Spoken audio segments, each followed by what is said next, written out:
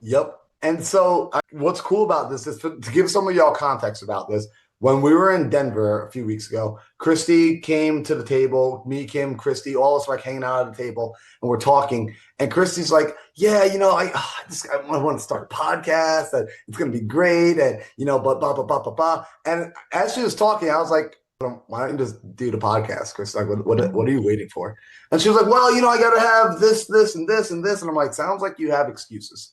Just being real, right? Like Michonne was there. It's like, it just kind of sounds like excuses to me. Like, when is no, the podcast is coming. It's like, well, you've been talking about a podcast coming for a very long time.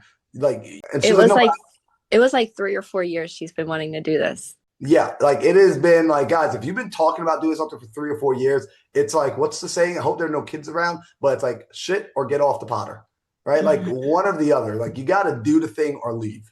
And so she, like at that point, I was like, listen, when are you going to put it out? And she's like, well, I probably need it. I was like, no, just give me a date. When are you going to put it out? Because she was like, no, but it's got to be right. How many of us have been there before where we're like, no, it's got to be perfect. I want to make sure it's right. I want to make sure it's good quality. I want to make sure and I already told her, I said, the truth is it's going to suck.